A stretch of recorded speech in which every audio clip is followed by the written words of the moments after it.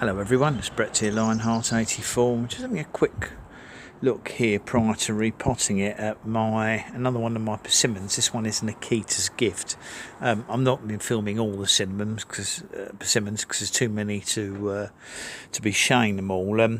Nikita's Gift is a hybrid between an American persimmon and an Asian persimmon. I'm not sure which parents they actually were, but it should be therefore hardier than an Asian persimmon, but not as hardy as an American persimmon.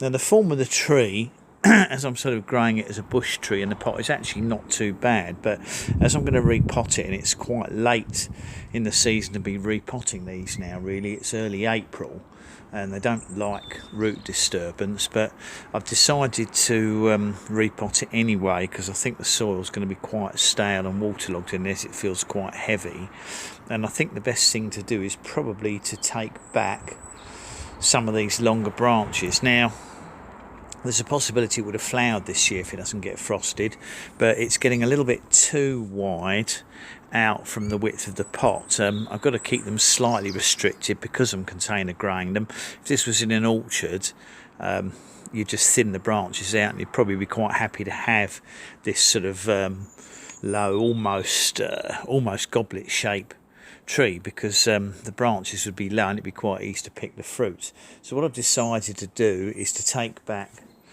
some of these branches here a little bit. I'm going to take it back to an outwards facing branch, that'll be there.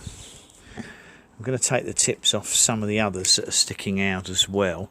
This branch here as well also I feel needs to be taken back, and I think I'll probably take it back quite a long way to here. It may or may not form new shoots, but that's a slightly better shape as far as I'm concerned. It doesn't really need much else doing to it. Probably best to take out these sort of branches that are growing towards the centre, like that one,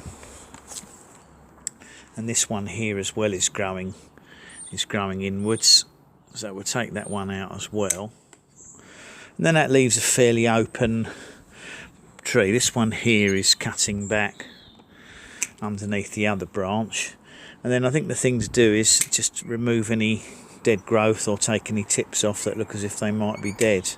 It's not the most perfect shape in the world, but I don't want to take it too much back because I want to encourage it to grow and try and strengthen it. It's quite possible it might produce a few flowers this year. These sort of secondary buds down here tend to produce flowers on these sort of persimmons, which are American based or hybrids.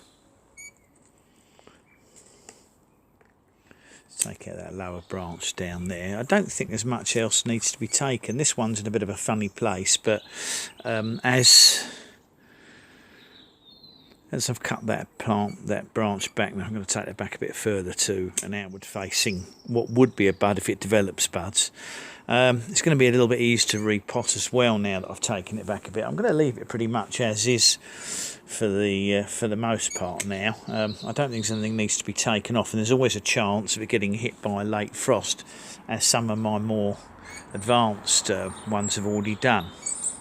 So what I'll do is just stop the video there and come back to it after I've repotted it and got rid of those buddleia seedlings. Right, so here we are, we're repotted now. Now, I've only put it in a marginally bigger pot because the root ball wasn't particularly well established. Again, I think it's another one that suffered from some root rot issues due to the soil being too heavy and too wet and not enough drainage in the pot. So I've remedied the drainage in the pot by having a lot more holes and using much lighter open compost. So I'm hoping that all these persimmons are a little bit sickly will be much better this summer, but we will have to wait and see what happens. The other risk we've got is more cold damage to these new shoots, as I've suffered on some of my other persimmons already. But all we can do is pop them up, put them in place, and keep our fingers crossed and see what happens and see how well they do. I mean, if I lose 2 or 3 persimmons, it won't be the end of the world, because in the end I'll probably end up with about a dozen reasonably good quality trees that are fruiting quite well, and that will probably be enough anyway. So just thought we'd keep that of interest. Anyway, thanks for watching the video, much appreciate it. Please give me a thumbs up. You're welcome to share the video. Please subscribe to my channel, and remember to click on the bell if you'd like updates on new videos. I'll catch up with you in the next video.